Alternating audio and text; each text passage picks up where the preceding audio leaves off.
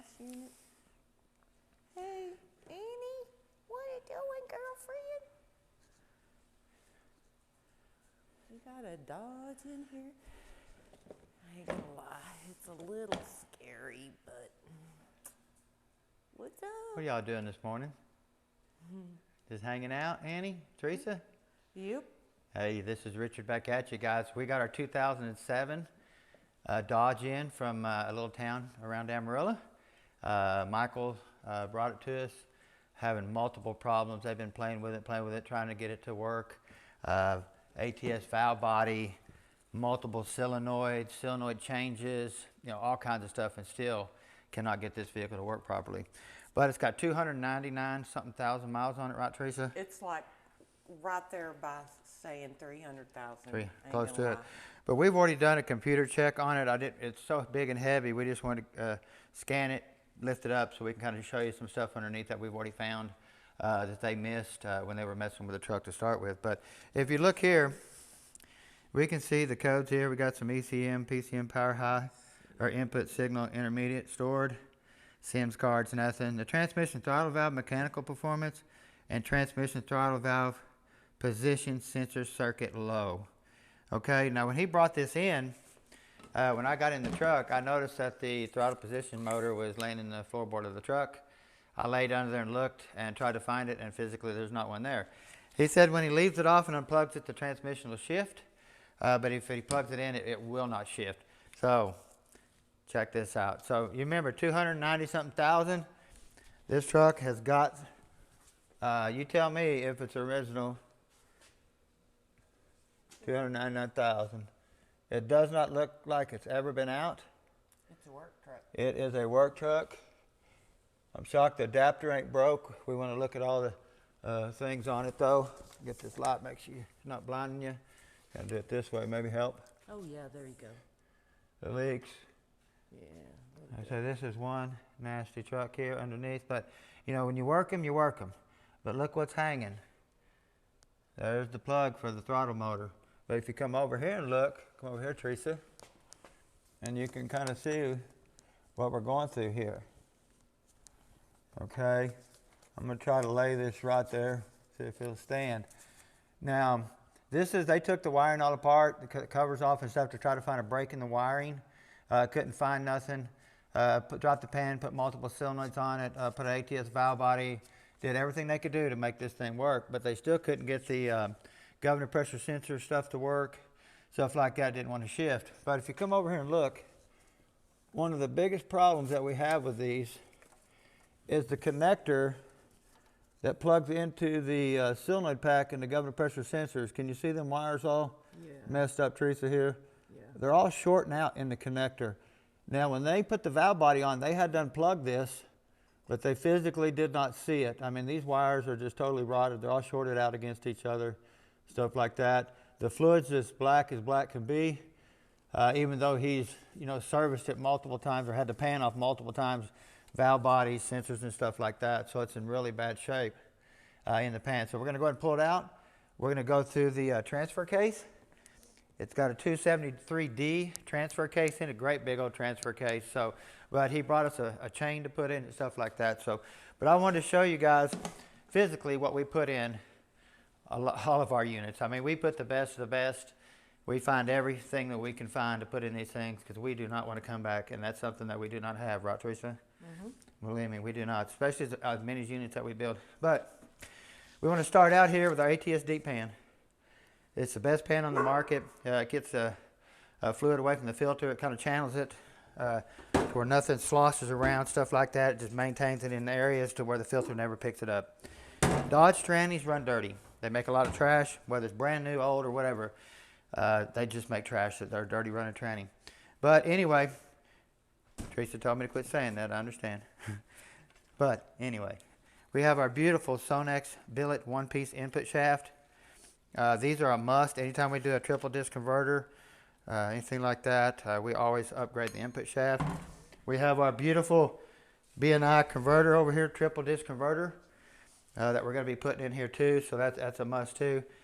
We got all new clutches, steels, Transtar, one of the best kit company in the world. I mean, these guys really take care of us. We got our Sonex billet servo right here. Comes with everything to install it. Instructions you always want to read. There's modifications you don't want to do. They recommend to the valve body plate and stuff like that, but it does come with all the seals. Governor pressure sensor, sensor, solenoid. Always use Mopar products. We don't use anything else. We have our Sonex high impact washers. These have a really good coating on them. You get some fluid on these things, I mean, they just turn really slippery. So we always install those. Multiple washers. There's one washer in there that you take it out, it always looks brand new. We don't ever replace that one. We don't ever see any wear on it, and everybody that does these knows which washer I'm talking about. We also have our Sonex bearing backing plate kit. This is a must here. We always see wear on one side here. Lets that big old spring in the overdrive unit set crooked. So you always want to do that. We have our big bearing in the back of the overdrive housing. That's a must. We also have our case saver. That's a must too. Every case we get in here, even the new ones, we'll put them in the new ones. We just put them in every one of them. They're not expensive. We just do it. You have multiple selective washers. Your overdrive piston washer. You got your output shaft, your overdrive shaft spacers here. There's usually 4 of them. There's a yellow, red, blue, and then we have a non-painted one that's just silver. There's usually 3 of these washers here. They're selective too. They set down inside your input shaft right here, and they give you different thicknesses to set that clearance there. We have our high flow filter. We have our rear case support. Now the case support, if you're using an early governor style, you will not plug these holes. If you're using if you're using 518, you will not plug these holes. If you're using a 48E or 8RE non-governor, you plug these holes. Okay, did that make sense, Teresa? Did I mess it up a little bit? Okay, our overdrive sun gear, they do make multiple pitches on this gear right here, so you want to make sure you get the right year, but that don't mean anything because somebody could have changed it out and put a different setup in there, different planet ring gear, and the sun gear is different.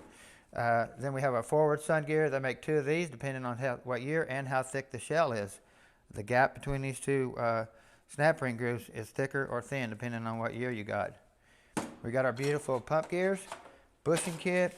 We have our overdrive, lockup solenoid package. We have our temperature sensor in here. Now we also have our roster repair harness connector here. The one I showed you under the truck, all these wires in here are all rotted out.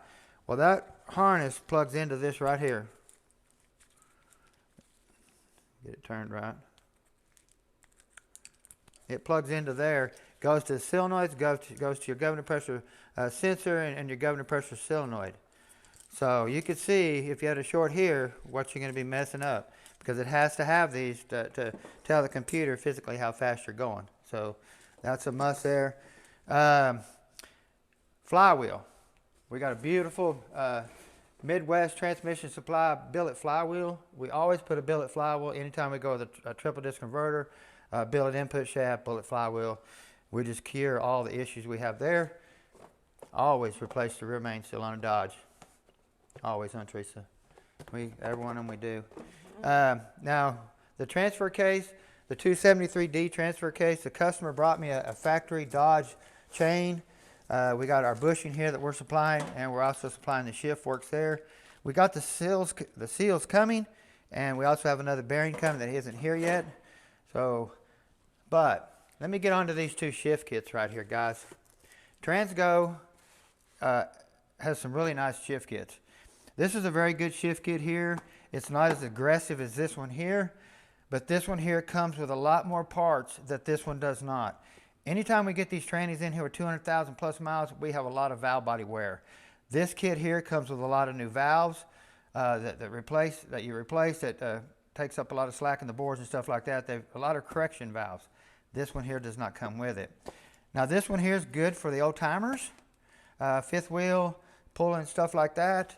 This one here, if you put this kit in here, this one here is not for your old timers. Even if they got a fifth wheel and stuff like that, if you put this whole kit in there, it's going to bang so firm that they're just not going to like it.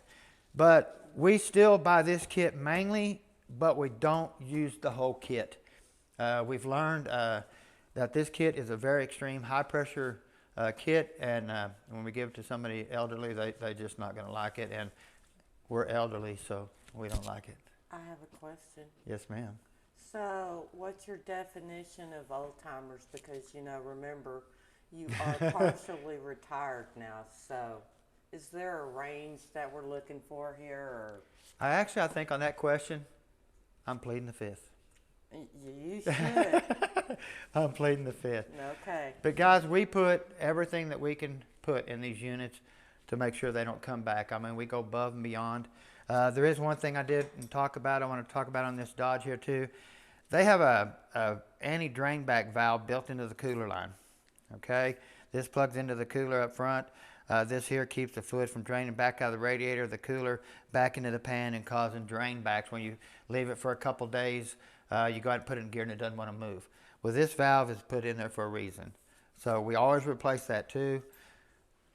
I mean, there's just so much stuff that you have to look for on every vehicle we get in here now, huh, Teresa? Oh, yeah. There's a lot. But anyway, guys, we're fixing to get this unit out. We're going to go through the transmission, the transfer case, and we're going to put the best parts in it that money can buy. So y'all don't forget to subscribe, push the notification bell, and we're back.